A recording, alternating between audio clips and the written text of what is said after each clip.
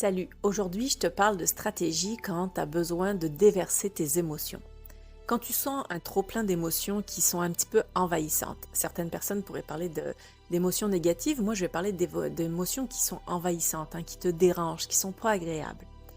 Ça va être important de les ventiler, c'est-à-dire il faut qu'elles sortent par la bouche. Et ça, moi j'invente rien, je fais juste parler de la façon de travailler de Sandra James, qui est une personne magnifique et incroyable en termes de connaissances. Sandra, elle nous dit c'est important d'aller à la toilette émotionnelle très régulièrement dès qu'on en a besoin. De la même façon qu'on va à la toilette pour évacuer tout ce qu'il y a dans notre corps, on devrait évacuer ces émotions qui sont envahissantes. Comment on fait? La règle d'or, c'est de ne pas le faire avec la personne qui est concernée par le déclenchement de cette émotion. C'est important que tu le fasses soit avec toi-même, soit avec ton thérapeute. Ensuite de ça, c'est de le faire le plus vite possible quand l'émotion arrive. Évidemment, c'est pas toujours évident. On peut être dans des situations publiques, on peut être dans des situations où c'est pas le temps d'exprimer nos émotions, où on n'a pas notre thérapeute sous la main.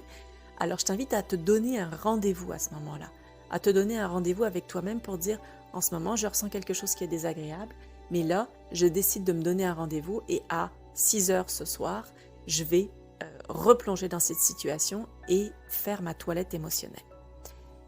Comment on la fait cette toilette émotionnelle-là?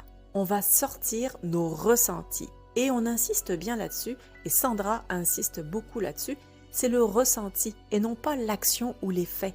Oui, l'action ou l'effet, ça va te lancer, ça va te remémorer cette sensation désagréable, mais ce qu'on veut, c'est que les phrases qui sortent, c'est « je me sens »,« je me suis senti ». Et là, tu vas vraiment juste mettre des noms d'émotions en arrière de ça. Si tu n'es pas certaines des émotions qu'il y a qui sont ressenties, tu vas sur Internet, tu googles les émotions et tu regardes les émotions qu'il y a là. Les émotions, les besoins, c'est très important. Et tu peux nommer tous les besoins. Je me suis sentie abandonnée, je me suis sentie trahie, je me suis sentie en colère. L'idée, c'est de ne pas faire le procès de l'autre, mais de nommer comment toi tu t'es senti. On ne veut pas avoir une pluie de reproches sur l'autre, on veut exprimer ce qu'on ressent. Parce que tout ce qui ne s'exprime pas s'imprime. Tout ce qui ne s'exprime pas s'imprime. Il y a un autre drapeau rouge que je lève, c'est qu'il va être vraiment important que tu sois honnête. C'est-à-dire que tu ne peux pas dire « Ouais, je me suis sentie pas très bien, c'était pas cool ». Ça, c'est des euphémismes, là. Tu es en train de minimiser comment tu t'es senti.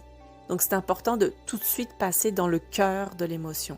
C'est vrai, je me suis sentie trahie. Je me suis sentie, puis vas-y fort, là, c'était vraiment important. L'autre chose, à part l'honnêteté, c'est aussi de ne pas rentrer en mode solution tout de suite. C'est-à-dire qu'à ce moment-là, tu as besoin de nommer l'émotion qui est là. Tu n'as pas besoin de la banaliser. Donc, je me suis sentie trahie, mais finalement, quand j'y pense, ce serait correct. Non, on ne veut pas ça. On veut que tu restes dans l'émotion. Alors, à toi de jouer. Replonge dans une émotion, fais attention au petit drapeau rouge que j'ai levé et puis partage ça avec nous si tu en as envie, si tu en as besoin. Et puis moi, je suis toujours là pour répondre à tes questions.